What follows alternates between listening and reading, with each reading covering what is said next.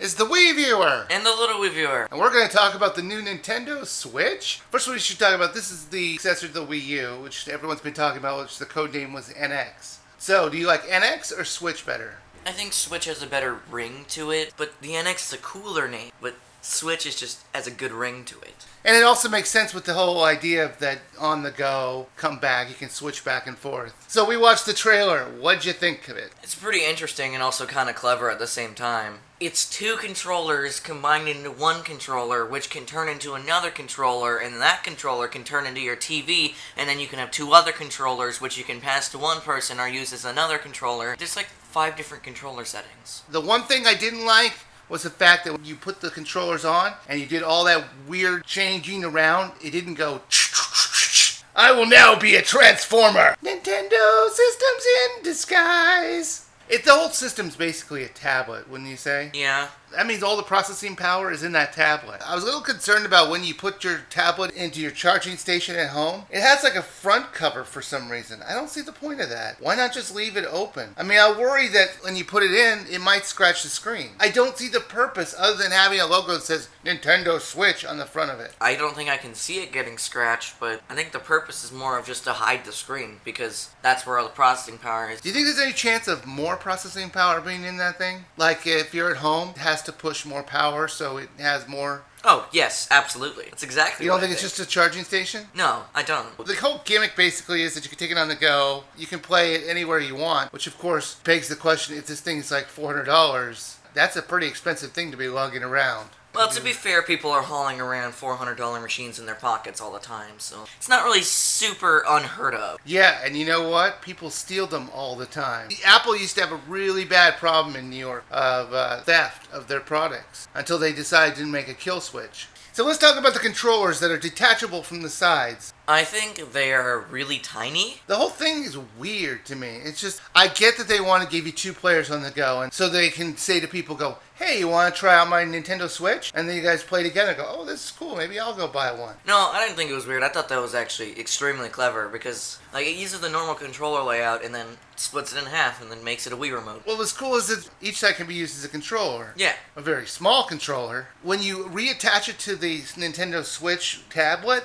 it's kind of funky on the way that the buttons are. Because the D-pad is on the bottom, which is fine, I guess. But then the X, Y, A, B buttons, they're on the top. But then you also have to dodge the analog stick, which is on the bottom. And I'm like, that doesn't look comfortable. My problem is in my hand on the right side, with the A, B, Y, yeah, those buttons. I'm afraid I'm going to hit the analog stick a lot, because it's straight down from it. I usually have my palm there. Do you see my concerns? Yeah. It looks like it's going to play weird. We rewatched the trailer, and it looked like his hand was going over the analog stick, like it had to just stay above it. And that doesn't look comfortable. You can't really judge by what you're saying, because it's not even out yet, and it won't be till March. But now we all should probably say, before everyone just starts jumping down our throats about this controller issue, that you can play with their Pro Controller sort of thing. That would probably be the kind of thing that I would be using. Seeing how we'd probably never make it leave the house. So I guess battery life might be a problem, you think, when you're on the go? I don't know. That guy was taking it on the plane. Yeah, we've never heard of chargers on planes. But the charger's at home. Well, there could be a secondary charger. I mean, your 3DS. Maybe it runs on a 3DS charger. That would be too convenient. What was also nice was there's a stand on the back. How long until that thing gets broken? Oh, that's true. That's a minor thing. One thing I did like about the docking station or whatever is that it doesn't matter which switch that you put on there, it'll always like put it on to the TV. So you could like borrow a friend's switch and then put it into your docking station. So it uses cartridges. What do you think of that? It's probably a smart idea because, it's small. But cartridges look tiny. Well, it's probably an SD card. And SD cards are pretty cheap nowadays. They also can hold a lot. Yeah. So I have no problem with the cartridges, because it's better than a CD on the go. Yeah. So detachable controllers are wireless, which is nice. Does that mean they have a different battery from the tablet itself? Yeah. Didn't you see it has a secondary one you can control? You can actually make that into a controller with a charge pack in the middle and 2 sticking in, and then it has like the feel of a controller because it has those 2, what would you call it, the outward thing? The handles? Yeah. The grips? The grips. That means you have to keep track of like 3 battery lives. But it's got to be a better battery life on the controller than it is on the Wii U right now, because it has to power the entire screen and be a controller too. That's why the battery life on the Wii U is so terrible. The screen and the controllers can have separate battery lives, which means they can have better battery lives. Although, to be fair, the PlayStation 4 controller's battery life is terrible, and it doesn't power anything but a light. So wrapping up, what'd you think overall? I thought the controller was clever. How much do you think those little controllers are going to go for? Because chances are you're going to lose one of them if it's that detachable. I couldn't. I'm bad with prices. Speaking of which, how much would you pay for this system? Like right now? All the money in the world, because then we would be super popular. No, seriously.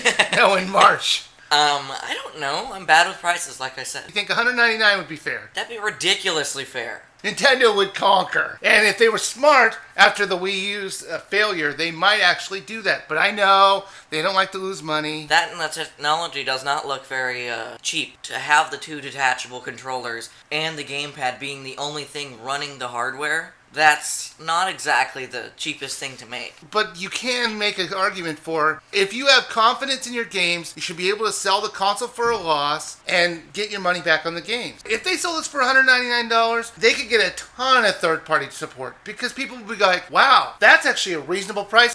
I mean, I know it's a pipe dream to make it $199. Okay, then what do you think it's really going to be? Honestly, looking at the trailer, how much do you think? See, the Xbox One is at $299, and the PlayStation 4 is at $299, I believe. I wouldn't be surprised for $250 to $299. To put it in that ballpark with everyone else is probably the smartest idea. I'd be okay with $249. I'm also worried on the flip side, it's going to be $399, and they're going to price themselves into oblivion. We agree they should not go over $299, right? Well, I don't think it would be the worst idea, because it all depends on what's inside the machine. If it's expensive, it's gonna be expensive. There's no going around that. What you could do to save money is to have the tablet. You need the tablet. Tablet's a necessary item. But then they say you can buy that version, which will work with Wiimotes. Or for $40 more, you can get the ones with detachable controllers. So overall, we were impressed, right? Yeah, I just want to see how it works. I hope you guys enjoyed our rambling video about us talking about what we thought of the reveal trailer of the Nintendo Switch.